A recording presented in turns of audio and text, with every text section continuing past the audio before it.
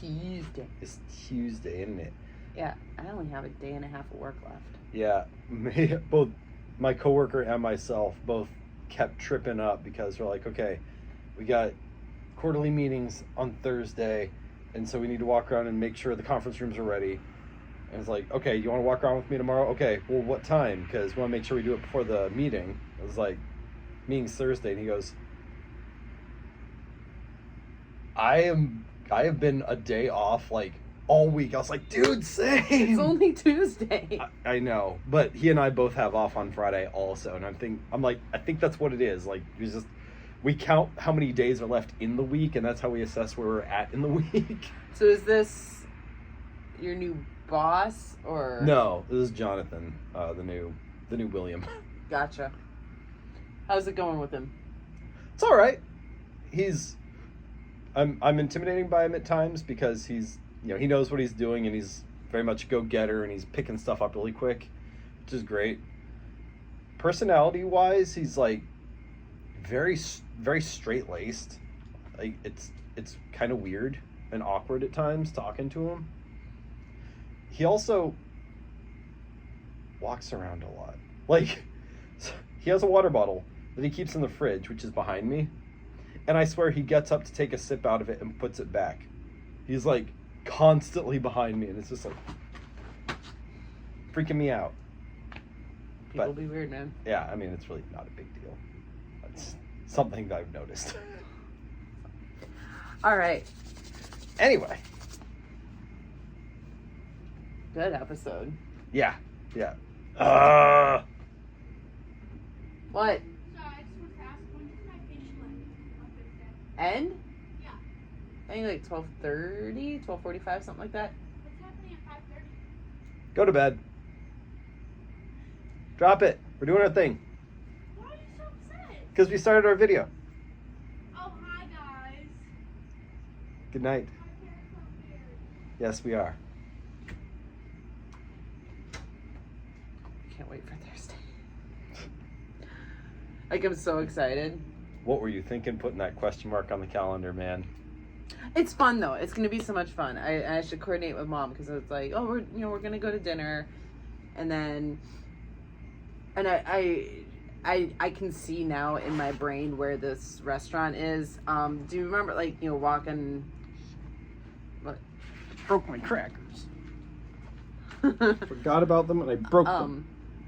Like down at the kind of the Riverwalk area near Marcus Theater, like the Performing Arts Center. There's this building. It's a restaurant, and there's like a tomato. It's the Calderone Club. It's an Italian restaurant. There's like a tomato. Okay, maybe. Yeah, so I can see it in my mind. So I'm pretty sure that we can just park somewhere, go to the restaurant, and then walk from the restaurant to the theater. So what I'm seeing in my brain is we go to dinner and it's like, oh, dinner was so good. Let's let's go for a walk, and then go to the theater and just be like, surprise. You got to coordinate with your mom. I know. I doubt she can contain herself. I know. She's gonna bring like Wicked themed, cards, and she's gonna like have stuff. Yeah, I'll coordinate with her tomorrow. But I think that would be just so fun. That would be really, really cool. Anyway, we should do this. Yes, very, very good episode. Yeah. But like, not in a dramatic things happen sort of way. It was just like, pardon me. It was fun characters bouncing off each other. Yeah. Well, the last scene though. Yeah.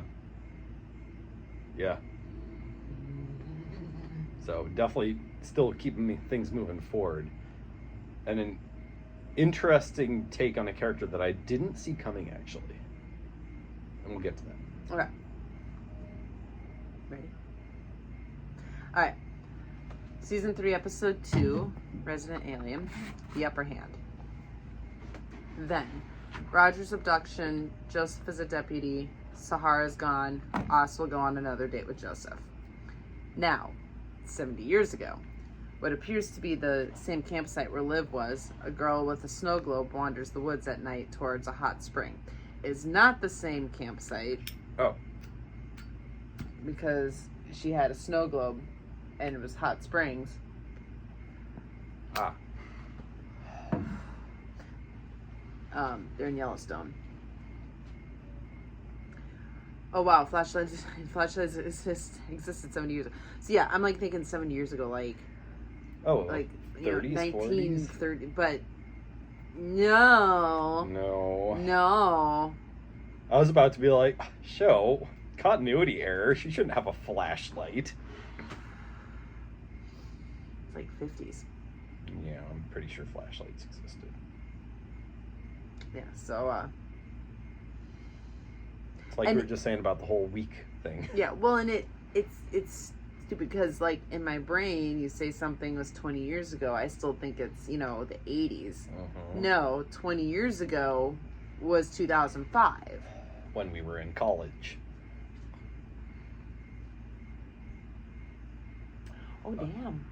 I know. My 20-year from college is next year. Our 20-year being together anniversary is next year. That's fun. Anyway. So yes, flashlights existed 70 years ago. Yes. I think they existed in the 40s. Oh yeah, I mean, think of any film noir, right? They had flashlights in those, right? They weren't holding up lanterns while shaking down mobsters. I don't think. I don't know.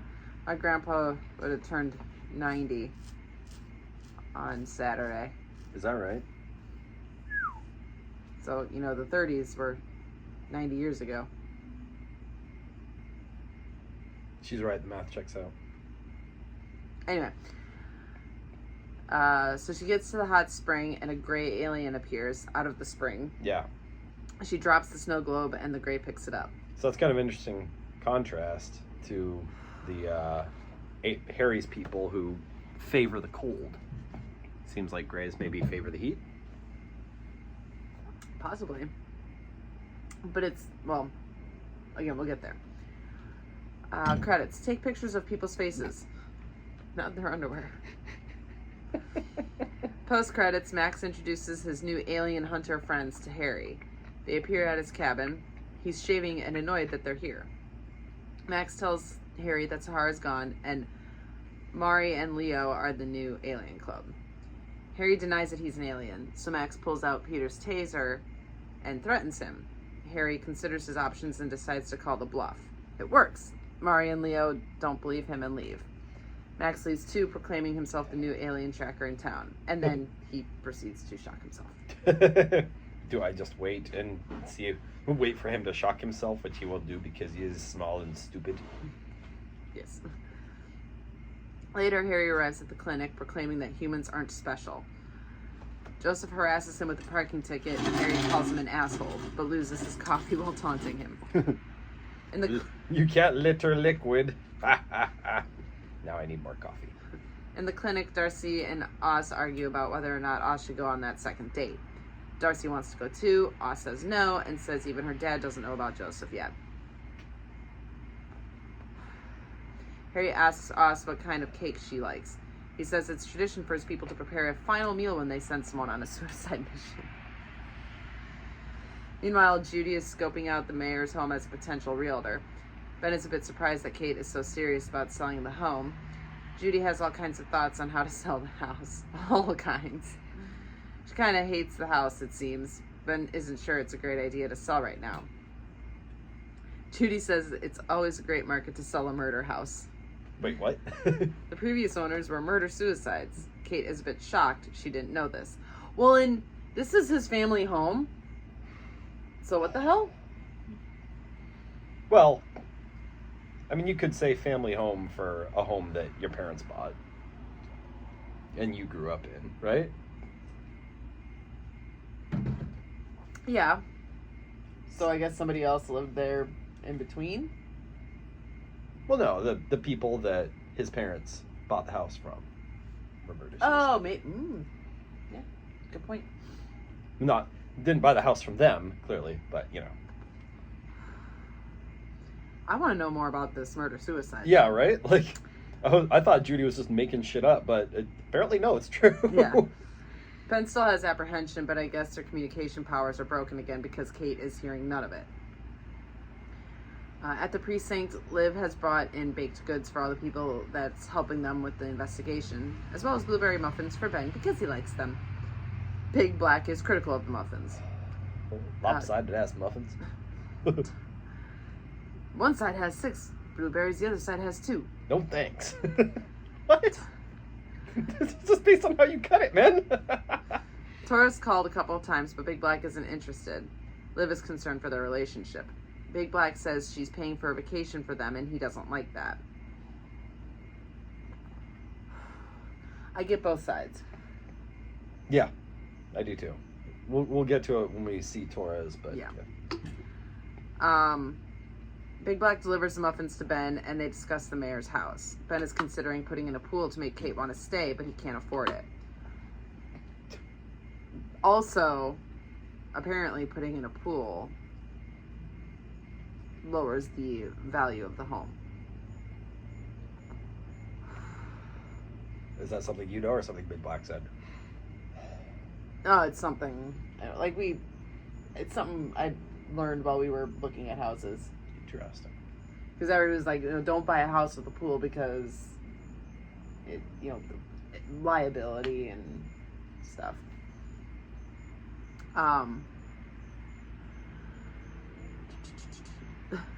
Black looks at Penn's foot and says he has another idea. Come see him after work. Weirdest fucking part of the show, of the episode. Cut to Harry preparing to break into Joseph's place. Darcy joins him. Harry muses that his people should not have conceded the earth to the Greys. Harry scales the house and hauls Darcy up with a rope. He swings her around for funsies while the date commences. Apparently, Harry can scale walls. So, like, can you fly too? He's like, if I could fly, would I be doing this? Oh, yeah, okay. And he doesn't want to bring her up on the rope because he wants to do it himself. He wants to do this thing himself. And she's like, no, I have to take a look at this apartment because I applied for it and was denied. And so he's like not letting her up. And she's like, I'm going to put a sign at the bar that says you're a dog kicker. He's like, I'm not a dog kicker. She's like, you have a face of a dog kicker. Back at the precinct, Liv drops something and finds a super magnet that dropped out of Roger's duffel bag. Glad we're coming back around to that. Yeah, but still she don't doesn't know anything about it. She grabs it and puts it on her desk as a magnet. Meanwhile, Big Black is taking modeling photos of Ben's foot. It's weird, but Big Black is all about the man being the breadwinner in a relationship. Ben admits that he's scared that Kate is scared. It upsets their dynamic. Big Black and Ben go back and forth on their various relationship struggles. Also, Big Black finds a lump on Ben's foot that Ben says he's always had, ever since he was a kid. I'm just going to say Mike because it's easier. I might start typing Mike, but I like that he called himself Big Black. Mike tells him to get it looked at. Could be bad for your modeling career. There's not a search for lumpy foot. Now spread your toes.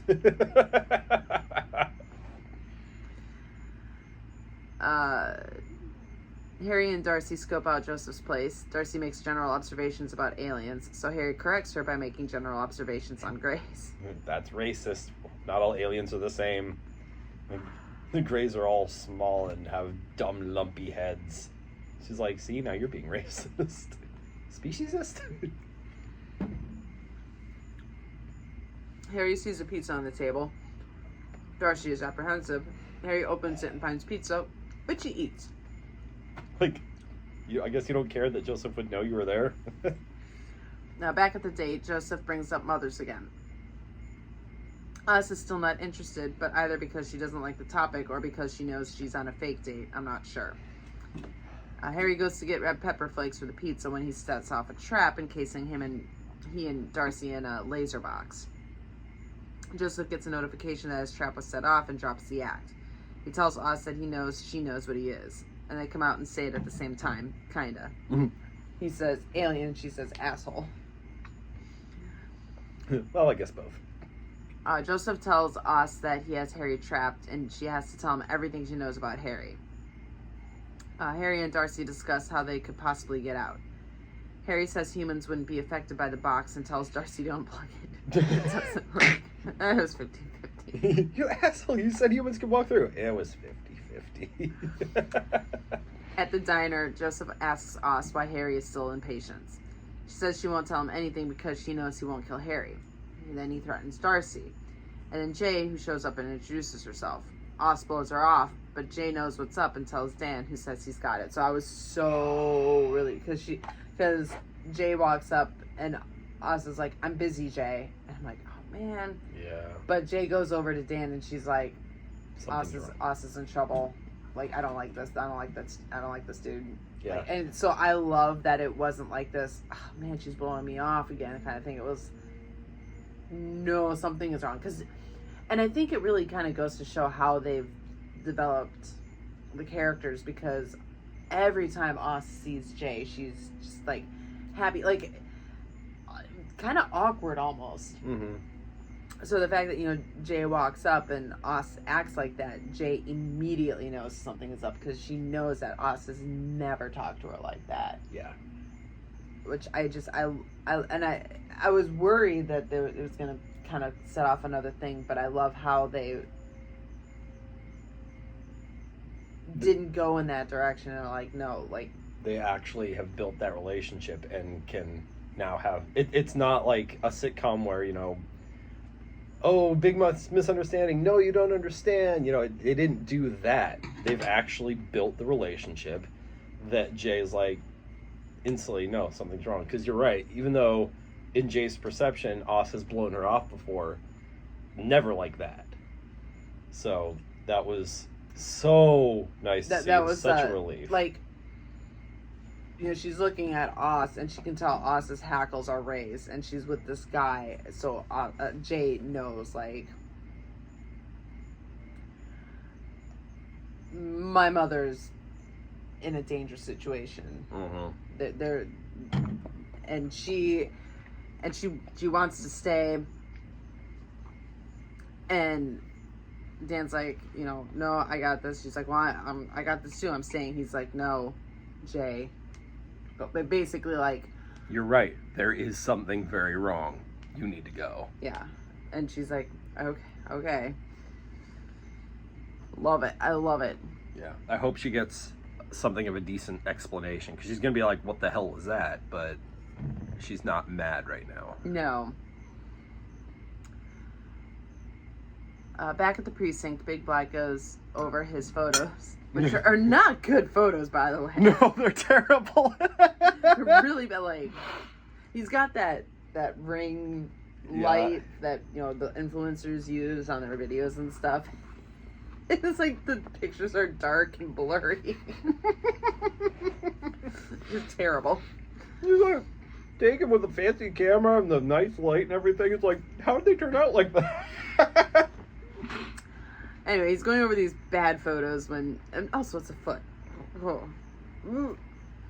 Taurus shows up. She says she can tell he's not okay with her picking up the check and stuff. She wants him to be happy and comfortable, so they should break up. She says they're different people. It seems mature, I think, but Mike isn't thrilled, although he accepts it. So it's really interesting because basically what she's saying to him is she's one of those types of people, like her love language is giving.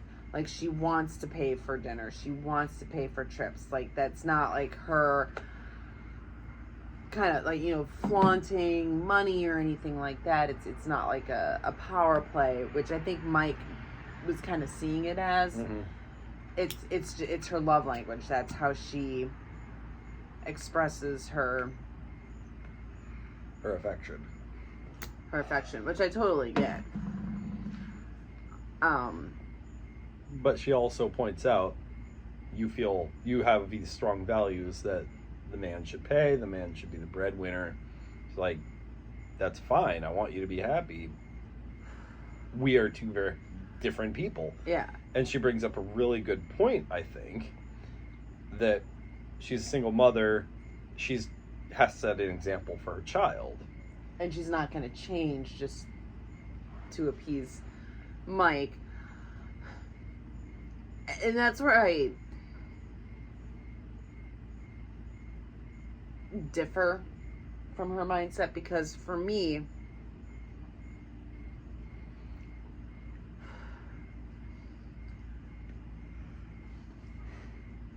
it's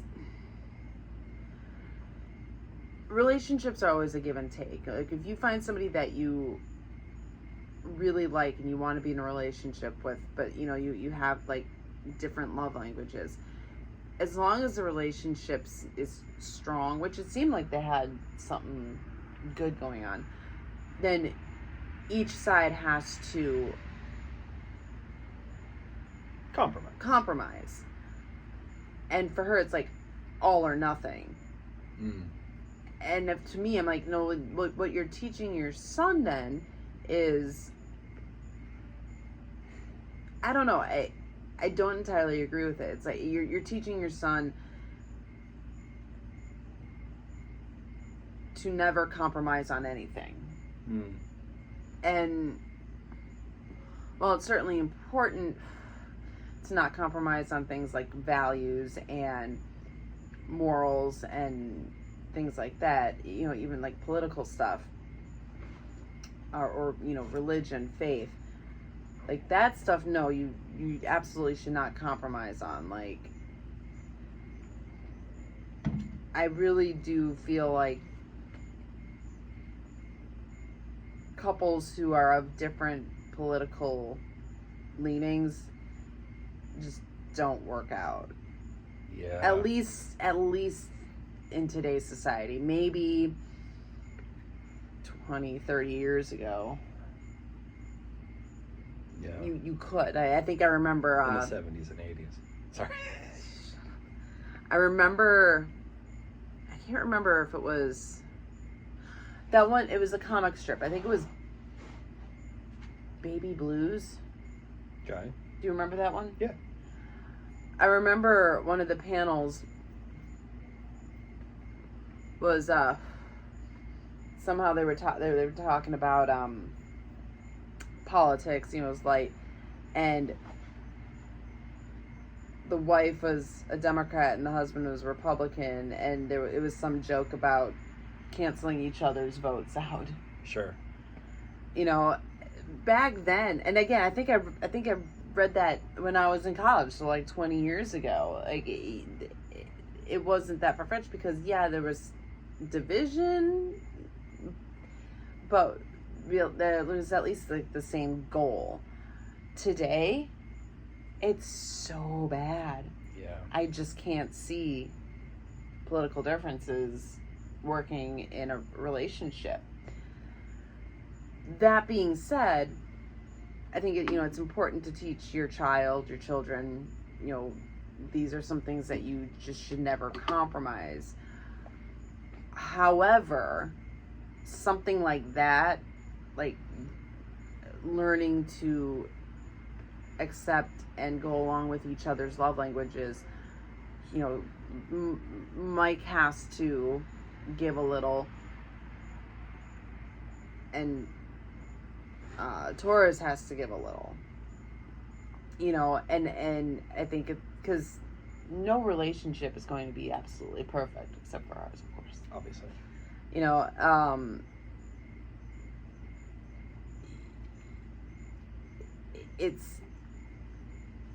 you have to teach your kids when it's okay to compromise and to give in on little stuff like this. So it's interesting that you said you shouldn't compromise on values. She actually used that word and said that that's how your values are, but she was comparing love language to values. And so it's like that's not a weird priority issue.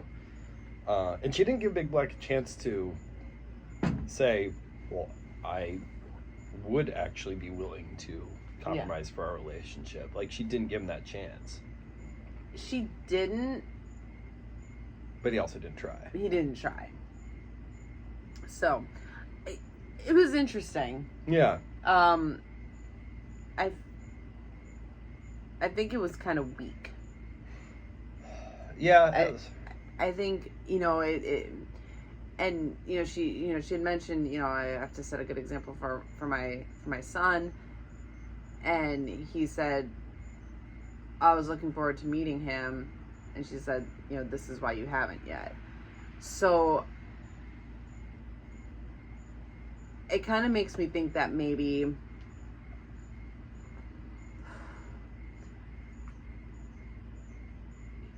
she was putting her guard up. Mm-hmm.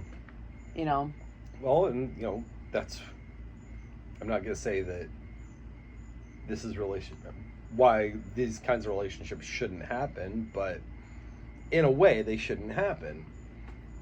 In an ideal world, you shouldn't have a single mother trying to find a date. Well, and we only found out about her son. I do not remember a son coming up in the last season. Yeah, like where was he while she was on this case? Yeah.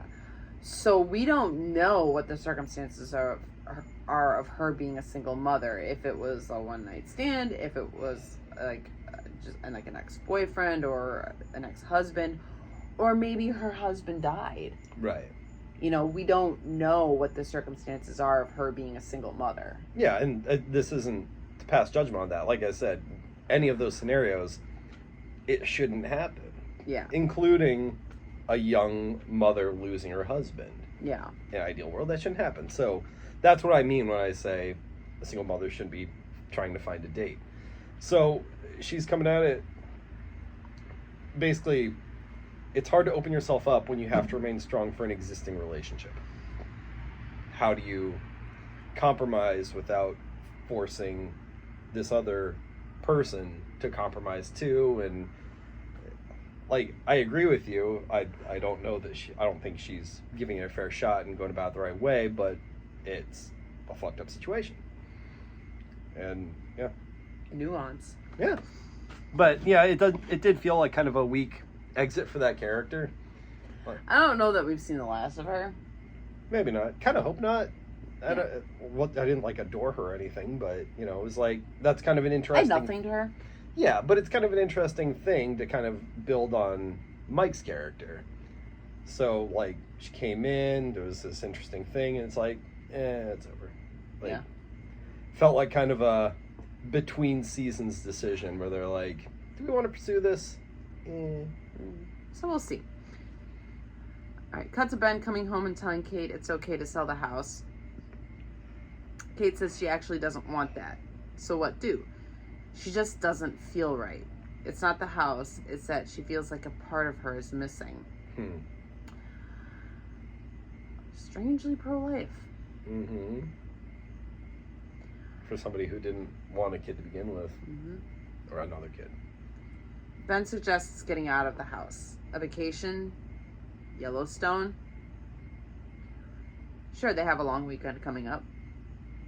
Back in the laser box, Harry calls himself a stupid failure and kind of has a breakdown. Darcy says, welcome to the club, and they talk about their respective failures. And then Darcy realizes the box is shrinking.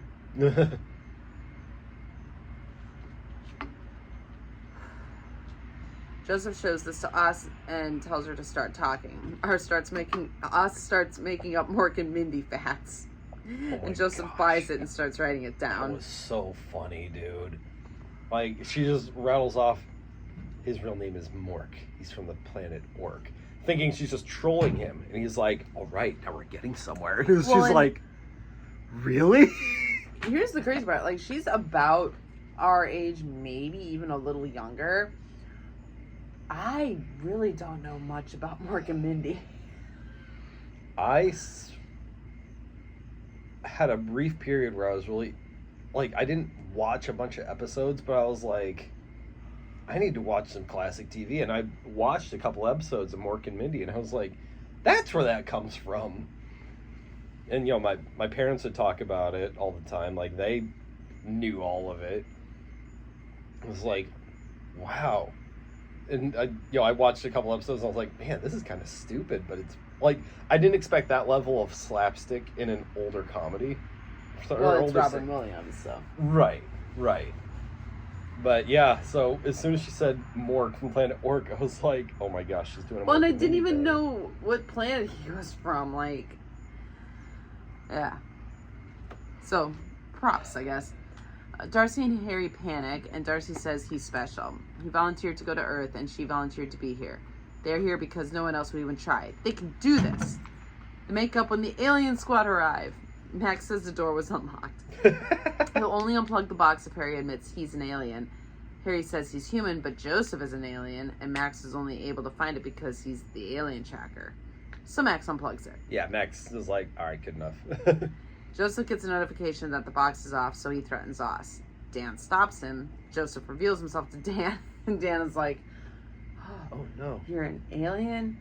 You can't swing a dead cat in this town without hitting him. So unthreatened. Yeah, he reveals himself by doing his little His eye thing. second eyelid thing. He's like, oh no, I'm so scared. And then Oz injects him. Tranks him or something. Yeah.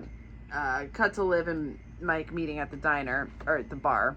No results on the fingerprints. He tells her that he and Torres broke up. She comforts him and invites him to dinner. What are you having? Turkey meatloaf, big pass. Big pass. Cut to Joseph waking up at Harry's cabin. This scene is so weird. Oh, it's great. Harry explains why he didn't tie Joseph up, and we get a hilarious fantasy sequence. Joseph gives his own version of the fantasy, and they have dueling fantasy fights. Yeah. Refrigerator repair guy, like this random, like, imagine. Like this whole scene, like, I don't even know if we could put it into words, but there's like, it's almost like a D&D session. It's like, well, I would have thrown you through the window. Well, I would have countered that and rolled, and I would have hit you with this. But then they end up with this refrigerator repair guy that just keeps going on about his nature films, and like he's so. I live with my mother, but it's okay because she stays upstairs most of the time, and but she'll bring me a snack. She brings me snacks, and that's always like in every scenario. There's a big mess to clean up, and they both have to listen to this guy droning on. So it's like basically concluding, all right, it's not worth it to fight. Yeah. So they conclude that fighting would achieve nothing. Harry asks what the Greys are doing here. Harry actually gets the better of Joseph and finds out Joseph knows nothing about the Greys' plan.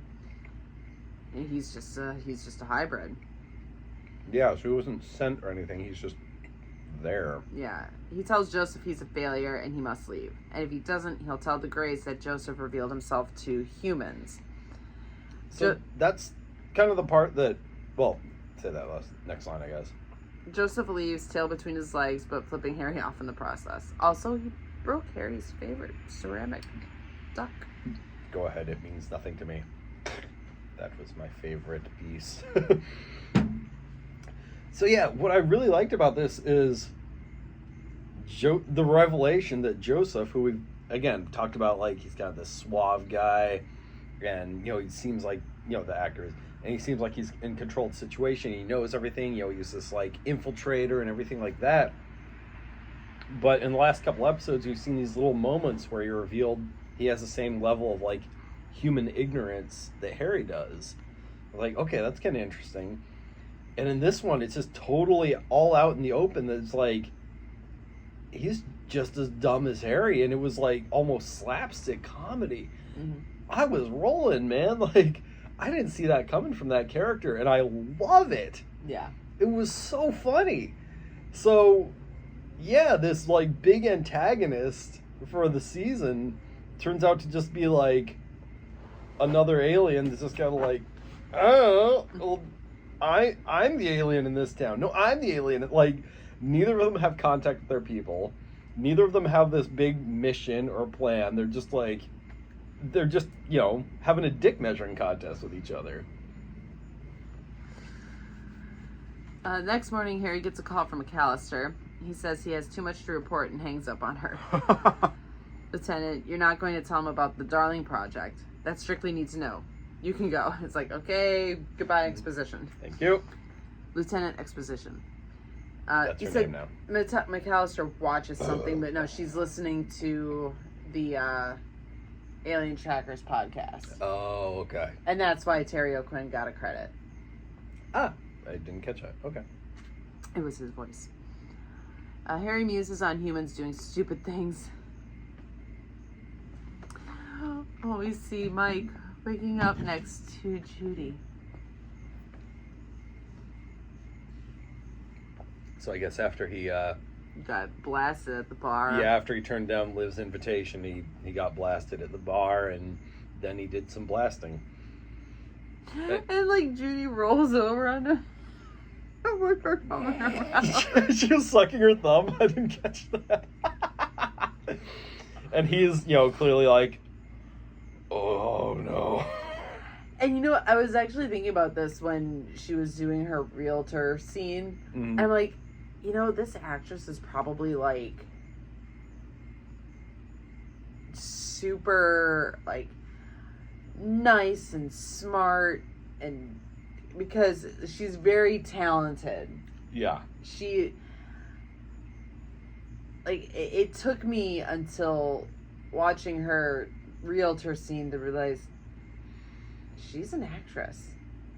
Like, this isn't a real person who is this, like, completely off the rails dumb. She is playing this part so well that it took me until, season 3, episode 2 to acknowledge like, no, this is an actress. Mm-hmm. And she's probably actually just really smart.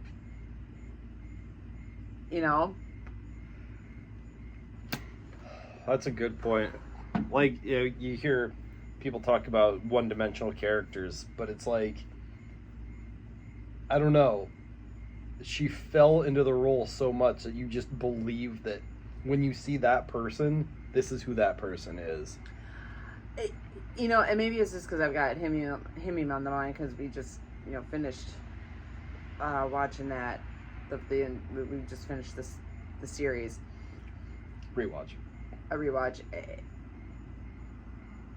reminds me a lot of Jason Segel. Okay. Like when I first saw him in Some of those stoner movies from the aughts. Yeah, I think I first saw him in Him, but it was like early. Okay. And then we saw Knocked Up. Oh yeah, he wasn't that. He wasn't in Pineapple Express, was he? If he was, it was like probably just like a brief. Like a high roommate or something like that. Yeah. Which was basically his character in Knocked Up. He was in Freaks and Geeks. Which we didn't watch until way later. Yeah. He always comes across as kind of this doofus. And, Marshall wasn't entirely doofus. I mean, became a lawyer.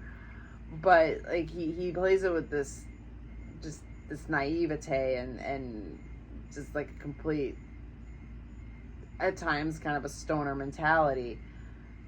And, while I'm sure Jason Segel does dabble, he's really very talented. Like, and we saw him, Forgetting Sarah Marshall, like, and in him, he plays the piano. He writes songs. Like, he's super talented. Probably, again, very smart. I know he stretched his wings a lot with the Muppets movie. Oh, yeah. Yeah. Gosh, I think we saw that in theaters when I was pregnant with Hannah. And I remember thinking, man, this is probably one of the last times we could just, like, randomly go to the movies. And it was. Until, like, recently, now that the girls can babysit. Yeah. So, yeah. I feel like she's of that same cut, right? Where she can just play doofus really well. But anyway, I digress. A fun digression.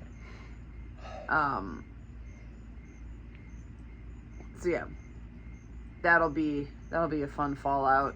Gosh, yeah. 'Cause Her- she's always been hitting on people and him specifically. Yeah, because they danced once. Oh, Yeah, they did. yeah, they did. The horizontal monster mash. Harry muses that he's a failure again because he's learned nothing about the Greys when Ben walks into his office and asks him to take a look at the lump on his foot. No, I don't have foot fetish website money. No. Like, as a doctor. Oh, okay. Harry knows it's a gray embedded chip. He needs to learn the origin of it. He says he's going to hypnotize Ben. Tell me everything you remember of your last abduction. Ben recounts the abduction. And he says it's so cold. So that's why I was like, Oh, yeah. when you were saying the thing about the hot springs, Yeah. but the ship that he's in is so cold. Okay, interesting. He passes a doorway with the map through it. So he passes this doorway and it's like this pile of what seems like junk, but he sees a map, but it's a bunch of like shoes, children's shoes. Well, Ben starts panicking, but Harry presses him. There's a lot of children's shoes and a snow globe that says Yellowstone on it. That's where he got the idea to go Yellowstone. Yep. And that's why we know the girl 70 years ago was at Yellowstone. She So, was holding, that was the snow globe she was holding. yeah. So, the alien, are we done? Harry awakes him from his hypnosis, instructing Ben to remember nothing when he awakes, and we end with Thanos snap status. Spoiler alert. The girls have been pressing us on the next few Marvel movies, and I'm just, well, Briley has. Briley has, yeah. Poor Hannah isn't really enjoying them, but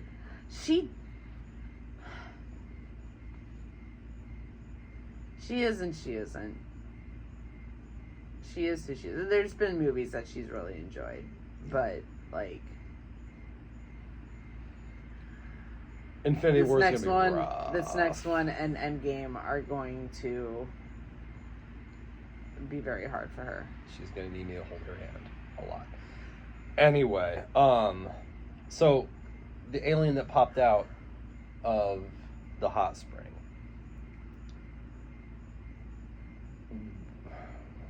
What was it? Is that where the aliens? Is that where the Greys originated? Like, did they land at Yellowstone? Is that where Joseph's from? Was that Joseph? Like, Oh, well, no, it wasn't Joseph because Joseph is a hybrid. no, he's a hybrid, but I mean, even the hybrid Harry's offspring looks like an alien as a youth. That's half and half human and alien. So He keeps going on about his mom. Oh, I never knew my mom or something. I don't know. For a moment, I thought maybe that girl in that 70 years ago scene could have possibly been his mom. mm-hmm. Could be. Yeah, I don't know. It'll be interesting to see. Is Joseph going to become an ally? Possibly. This show tends to like to do that. Seems to, And I mean, their interaction was so goofy. Like, any pretense of him being big scary antagonist is gone. So I kind of like it, but that leaves us without an antagonist. I think you need one, right? Just the Greys in general, maybe. Maybe, but I mean, do they actually General, maybe. Thank you. Do they have a presence, or was that all a lie? I don't know. And Harry's people said that no, who said that? That was a random encounter that Harry had with the Greys. No, it wasn't random, but but like they beamed down and they were like, Yeah. your people told us they're moving out, and we made a deal. Yeah, and that seemed like it was a pretense. I don't know. There's so much speculation right now, and honestly, at this point, my brain is. Well, our video's gone longer than the episode has, so. Yeah, I was up at like 5 this morning, so I am beyond being able to speculate at this point. Sounds good. All right, that's fine. Okay, sorry. Till next time.